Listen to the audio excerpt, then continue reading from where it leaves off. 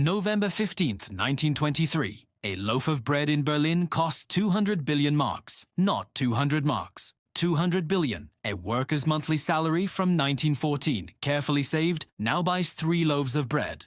Your life savings, enough to buy a house 5 years ago, now buys a postage stamp. This isn't ancient history. This happened in living memory. And the mechanism that destroyed Weimar Germany, that annihilated the German middle class in 18 months, is operating right now in 2025, not in some distant economy. Here, in the countries we think are immune, let me show you something that should terrify you. In January 2020, the United States money supply, M2, stood at $15.4 trillion. By December 2024, it reached $21.2 trillion. That's $5.8 trillion created in under 5 years, a 38% expansion of the entire money supply in less than half a decade. For context, the entire US economy in 1980 was $1.6 trillion. We printed more than 3 times the entire 1980 economy in just 5 years. But here's what makes this different from every other money printing episode in modern history. It's not stopping. It can't stop. Because the debt requires it. The United States owes $36 trillion. Interest payments alone hit $1.1 trillion in 2024. That's more than the entire defense budget. And as debt grows, interest grows. And interest payments add to the deficit, which adds to the debt, which increases interest payments. This is the debt spiral. And once it starts, history shows there are only 3 ways it ends: default, austerity, or inflation. America won't default. That's political suicide and global economic collapse. America won't accept austerity. Try cutting Social Security and Medicare and see what happens. So that leaves option 3. Inflate the debt away. Print money, devalue the currency, transfer wealth from savers to the government through inflation. It's the path every indebted empire has taken, and it always ends the same way. But don't take my word for it. Let me show you exactly what happened the last time a Western democracy tried to print its way out of debt. Because Weimar Germany wasn't a primitive economy. It was one of the most advanced industrial nations on Earth. And it took 18 months to go from stable currency to complete monetary collapse. 18 months. That's all it took. The story starts not in 1923, but in 1918. Germany had just lost World War I. The Treaty of Versailles imposed reparations of 132 billion gold marks. That's $442 billion in today's money. Germany's entire GDP in 1921 was roughly 50 billion marks. They owed nearly 3 times their annual economic output. The math didn't work. Anyone who could count knew it. John Maynard Keynes, who was at Versailles representing Britain, calculated the numbers and wrote a book warning that the reparations would bankrupt Germany and trigger another war. He was called a pessimist. He was ignored. Germany faced a choice: raise taxes to pay the reparations, cut spending drastically, or print money. Raising taxes was political suicide. Germans had just endured 4 years of war. They were starving. The British naval blockade continued after the armistice. 800,000 Germans died of starvation and disease between 1918 and 1919. Asking them to pay crushing taxes was impossible. Cutting spending was equally impossible. The government needed to pay pensions to war widows. They needed to rebuild infrastructure destroyed by war. They needed to maintain order in a country teetering on communist revolution. So they chose option 3: print money. In January 1919, there were roughly 30 billion marks in circulation. The Reichsbank started running the printing presses. At first, it seemed manageable. A bit of inflation, sure. Prices rose 10%, then 20%. But the economy was recovering from war. Some inflation seemed reasonable. Then the acceleration began. By July 1922, the exchange rate was 493 marks per US dollar. That was already concerning. Germany had abandoned the gold standard during the war, so the mark was pure fiat currency. No backing, just government promises. But July 1922 was calm compared to what came next. In January 1923, French and Belgian troops occupied the Ruhr Valley, Germany's industrial heartland. They were seizing coal and steel directly as payment for reparations. The German government called for passive resistance. Workers went on strike, factories shut down, and the government promised to pay striking workers their wages even though they weren't producing anything. Where did the government get the money? They printed it. This was the moment Germany crossed the point of no return. Printing money to pay workers who weren't producing goods meant money supply exploded while production collapsed. More money, chasing fewer goods. The textbook definition of hyperinflation. By August 1923, the exchange rate hit 4.6 million marks per dollar. By November 1st, it was 130 billion marks per dollar. By November 15th, 4.2 trillion marks per dollar. 4.2 trillion marks per dollar. Let me give you ground-level reality. A worker in Berlin in November 1923 gets paid twice per day. Once in the morning, once at lunch. Why? Because if he waits until evening to spend his wages, prices will have doubled. His wife meets him at the factory gate. She takes the cash, literally wheelbarrows full of paper marks, and runs to the nearest store to buy anything. Bread, potatoes, anything with intrinsic value. Because by tomorrow morning, those marks will be worth half as much. A restaurant menu has prices scratched out and rewritten multiple times per day. A cup of coffee costs one price at breakfast, triple that by lunch. If you order a second cup, the price has gone up since you ordered the first one. People use money as wallpaper. It's cheaper than buying actual wallpaper. Children build blocks out of banded stacks of bills because the paper is more valuable than the currency printed on it. This is not exaggeration. This is documented historical fact. The human cost was catastrophic. Anyone holding cash savings was annihilated. A middle-class family with 100,000 marks saved in 1922, enough to live comfortably for 5 years, saw that become worthless. By November 1923, 100,000 marks couldn't buy a loaf of bread. The elderly living on pensions starved. A university professor with a life insurance policy that would have paid 10,000 marks, enough to buy a house before the war, received his payout in November 1923. It bought one loaf of bread. But here's the part everyone forgets. Some people won. Anyone holding real assets, land, buildings, factories, survived. Those assets appreciated in nominal terms. A farm worth 100,000 marks in 1920 became worth billions of marks by 1923. The farm didn't change. The currency did. And anyone who had borrowed money won spectacularly. If you borrowed 100,000 marks in 1921 to buy a house, by 1923 you owed 100,000 marks, which equaled 1/1,000,000th of a loaf of bread. Your debt evaporated. Your house was yours free and clear. The hyperinflation completed the largest wealth transfer in German history, from middle-class savers to asset holders and debtors. Those who had saved, worked hard, and trusted the government lost everything. Those who had speculated, borrowed, and owned physical assets won. This created psychological trauma that defined German politics for the next decade. The middle class felt betrayed. They had followed the rules, they'd saved their money, they'd trusted the system, and they were destroyed. A failed artist named Adolf Hitler built a political movement on that rage. His message was simple. The Versailles Treaty destroyed Germany. The government betrayed you. I will restore German greatness by tearing up the debts and refusing all payments. He won power in 1933, 10 years after the hyperinflation ended. The destruction of the middle class through monetary collapse led directly to the rise of fascism and World War II. But surely that can't happen now.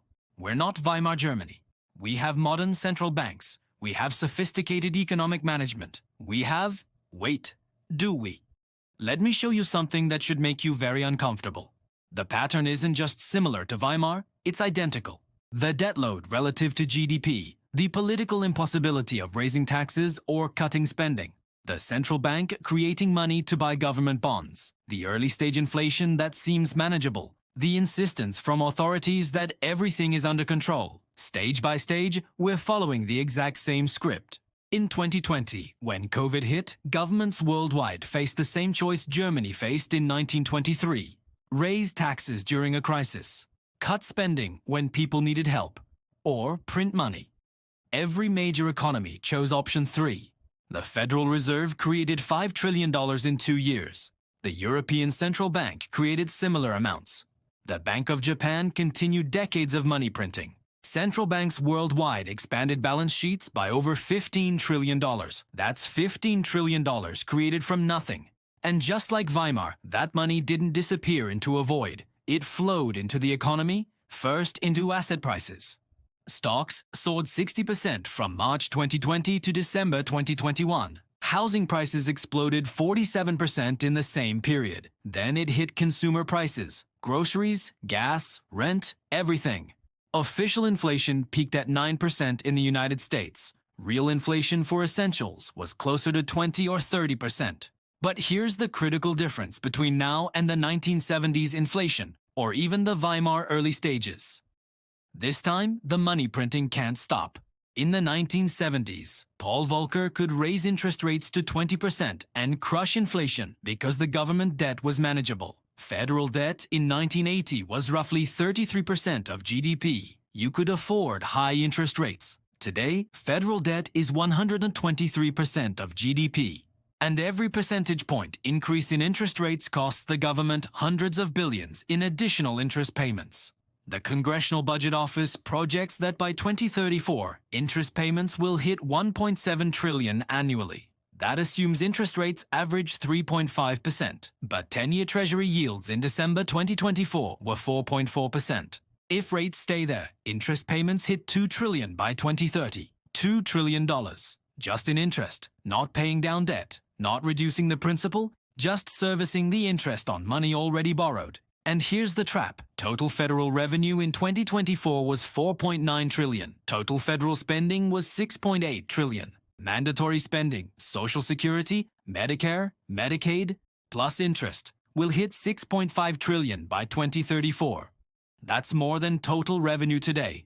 There will be nothing left for defense, education, infrastructure, veterans, nothing. Just mandatory payments. The government has three options. Cut spending, impossible politically. You'd have to slash Social Security and Medicare. Raise taxes. Good luck. You'd need to raise taxes 40% across the board to balance the budget. Or print money. Create new dollars to buy treasury bonds. Monetize the debt. Inflate it away. Option 3 is the only option. And once you start down that path, once you begin printing money to service debt you cannot otherwise afford, you've entered the debt inflation spiral. The same spiral that destroyed Weimar Germany, the same spiral that has destroyed every major currency in history that tried it. And we're already in it. Here's how you know. In 2024, the Federal Reserve's balance sheet stood at $7.4 trillion. That's $7.4 trillion in assets, mostly treasury bonds and mortgage-backed securities that the Fed bought by creating money from nothing. The Fed claims it's reducing its balance sheet, doing quantitative tightening. But the Fed still holds $4.8 trillion in treasuries. As government deficits grow, as foreign buyers reduce treasury purchases, China down $350 billion from peak, Japan down $180 billion, the Fed will have to increase purchases. That means printing money to buy government debt. That's the textbook definition of debt monetization, and debt monetization is the textbook cause of hyperinflation. Weimar Germany monetized debt from 1920 to 1923, 18 months from start to currency collapse. Now, I'm not saying we're 18 months from hyperinflation. America in 2025 is not Weimar Germany in 1923. We have a larger, more diverse economy. The dollar is still the global reserve currency. We have time. But the mechanism is the same. And the ending, if we stay on this path, is the same. Let me show you the timeline of how this plays out if nothing changes. 2020 to 2024. The setup. 5.8 trillion in new money created. First wave hits asset prices, second wave hits consumer prices. We're told inflation is transitory, then we're told it's peaked, then we're told it's moderating. This is the denial phase. 2025 to 2027. Deficit explosion. Annual deficits exceed 2 trillion consistently. Interest payments approach 1.5 trillion. Foreign treasury buying continues declining. The Fed is forced to increase treasury purchases from current levels to 500 billion annually. Money supply grows another 2 trillion. Real inflation averages 8 to 10%. Wages grow 3 to 4%. The middle class loses 5 to 7% purchasing power annually. But most people don't understand why they're getting poorer. The numbers in their bank accounts are going up. Their salaries are rising. But everything costs more. They feel poorer while their nominal wealth increases. This is the confusion phase, 2028 to 2030. The acceleration. Interest payments hit $2 trillion annually. That's 40% of tax revenue going just to interest. Deficits hit $2.5 trillion. The Fed is buying $800 billion in treasuries annually. Money supply hits $26 trillion by 2030. Cumulative money supply growth since 2020, 69%. Real inflation averages 10 to 12% annually. Grocery prices have doubled since 2020. Gas is $8 per gallon. Rent is up 70%. But wages have only grown 30%. The middle class is being hollowed out, but the crisis hasn't hit yet. Because people adapt. They cut back on luxuries. They work second jobs. They survive. This is the adaptation phase, 2031 to 2033. The crisis point. Social Security Trust Fund depletes in 2033. Benefits automatically cut 21% unless Congress acts. Congress won't cut benefits before an election, so they'll fix it the only way they can. Print money. Medicare Trust Fund depletes between 2028 and 2031. Same solution. Print money. Combined, these require $500 billion plus in additional annual spending with no corresponding revenue. The Fed is now buying $1.5 trillion in treasuries annually. Money supply approaches $30 trillion. Real inflation hits 15 to 20% annually. Savings accounts lose half their value in 4 years. Retirement accounts are worthless in real terms. Housing prices have tripled nominally but fallen in real purchasing power. This is when the middle class realizes what's happening. But it's too late. The wealth is already gone. This is the realization phase. 2034 to 2040. The destruction. Interest payments consume 50% plus of tax revenue. The Fed owns 40% of all treasuries outstanding. The dollar has lost significant reserve currency status as other nations flee treasury holdings. Inflation is persistent at 10 to 15% annually. Cumulative inflation since 2020, 300 to 400%. A house that cost $400,000 in 2020 costs $1.6 million in 2040. But wages haven't kept up. The median household with $200,000 in net worth in 2020 has lost 60% in real purchasing power. They have more dollars. But those dollars buy far less. The middle class has been effectively impoverished. This is the destruction phase. Not all of this is guaranteed. But the trajectory is set unless something fundamental changes. And here's what makes the current situation more dangerous than Weimar. Weimar Germany was a single country. The hyperinflation was contained to German marks. People in France, Britain, America watched from safety. Today, the dollar is the global reserve currency. 60% of global reserves are still held in dollars. 40% of international trade is settled in dollars. If the dollar enters hyperinflation, the entire global financial system collapses. There's no safe haven. There's no currency to flee to that's big enough to replace the dollar. The euro has its own debt problems. The yuan isn't trusted. Gold can't settle international trade at modern volumes. We're all trapped in the dollar system, and the dollar system is following the Weimar script. So what happens to ordinary people when this plays out? Because that's what matters. Not the macroeconomic theory, not the policy debates. What happens to someone with $50,000 in savings, $150,000 in a 401k, and a mortgage? Let me show you. In the Weimar hyperinflation, anyone holding cash or bonds was destroyed. Anyone holding real assets survived. The pattern will repeat. Your $50,000 in savings loses 10% real value per year if inflation runs 10% and your savings account pays 1%. Over 10 years, your $50,000 becomes worth $19,000 in today's purchasing power. You didn't spend it. It just evaporated. Your 401k nominally grows to $300,000 at 7% annual returns. But if real inflation is 10% annually for 10 years, that $300,000 only has the purchasing power of $110,000 today. You've lost 40% of your retirement in real terms, while thinking you're accumulating wealth. Your house appreciates from $400,000 to $700,000 nominally. But in real terms, accounting for inflation, it's only worth $250,000 in today's dollars. You can't afford to move because new houses have tripled in price. Your wages grow from 75,000 to 110,000 at 3% annual raises. But real purchasing power is only 42,000 in today's terms. You've lost 44% of your real income while your nominal salary increased. This is the inflation trap. The numbers go up, you feel like you should be getting richer, but everything costs more. And at the end of 10 years, you've lost 30 to 60% of your real wealth depending on what assets you held. Who wins? The same people who won in Weimar?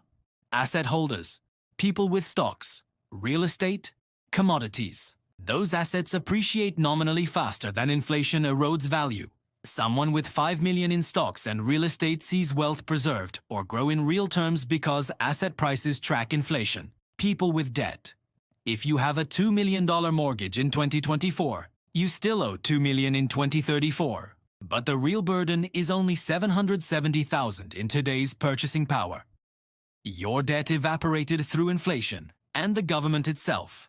The 36 trillion owed in 2024 becomes effectively 14 trillion in real terms by 2034 after 10 years of 10% inflation. The debt disappears through currency debasement. This is the transfer mechanism. Inflation transfers wealth from savers to asset holders, from the middle class to the wealthy, from young workers to property owners. It's the largest wealth transfer in peacetime history, and it's happening right now. But here's what's different from Weimar. In Weimar, the hyperinflation was fast and obvious. Prices doubled every few days.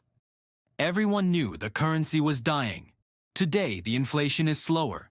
10% per year doesn't sound catastrophic. It sounds manageable. But 10% inflation for 10 consecutive years destroys 61% of your purchasing power. It's slower than Weimar, but the destination is the same. And slower is actually more dangerous. Because people adapt, they don't realize they're being robbed until it's too late. In Weimar, the middle class was destroyed in 18 months. They knew who to blame. In America, the middle class will be destroyed over 15 years, and they won't even understand what happened. So here's the question nobody wants to answer. Can it be stopped? Is there any way to avoid this? Technically, yes. The government could balance the budget, cut spending, or raise taxes enough to eliminate the deficit. Stop borrowing. Let the debt naturally decrease as a percentage of GDP as the economy grows. But politically, that's impossible. Cutting spending means slashing Social Security, Medicare, defense, everything. Political suicide. Raising taxes means increasing rates 40% or more. Also political suicide. No politician will do either before an election. And we have elections every 2 years. The Fed could raise interest rates high enough to crush inflation like Volcker did in the 80s. But that would mean interest rates at 15 or 20%. With 36 trillion in debt, that would mean 7 trillion per year in interest payments, more than total federal revenue. Impossible. The only path that's politically survivable is the one we're on. Slow inflation, 10 to 15% per year, enough to slowly reduce the real debt burden. Not so much that people revolt, painful enough to transfer wealth, not painful enough to trigger revolution. It's the slow boil, and the frog doesn't jump out. The Weimar warning isn't that hyperinflation happens overnight. It's that the mechanism, once started, is almost impossible to stop. And every step along the path seems reasonable in isolation. A bit more money printing to deal with the crisis. A bit more debt to fund necessary programs. A bit more inflation, but it's moderating. Until suddenly, it's not moderating. Until suddenly, the currency is dying. And by then, it's too late. Germany ended the hyperinflation in November 1923 by introducing a new currency, the Rentenmark. 1 Rentenmark equaled 1 trillion old marks. They reset the system, wiped out all existing mark-denominated wealth. Started over. The middle class never recovered. The psychological trauma lasted a generation. And within 10 years, Hitler was in power. When the dollar system resets, and it will reset, the same wealth destruction will occur. Everyone holding dollar-denominated wealth, savings, bonds, pensions, will see it evaporate or devalue severely. Those holding real assets will survive. The pattern is written in history. The math is undeniable. The political incentives guarantee we stay on this path. And the Weimar warning is clear. This doesn't end well for ordinary people holding currency. If you want to understand what happens when empires ignore these warnings, when they push their currencies past the breaking point, watch the next video. Every empire ignored this warning right before collapse, because the pattern isn't new. It's been repeated for 3,000 years, and we're about to repeat it again. The Weimar warning has returned. The question is whether anyone is listening.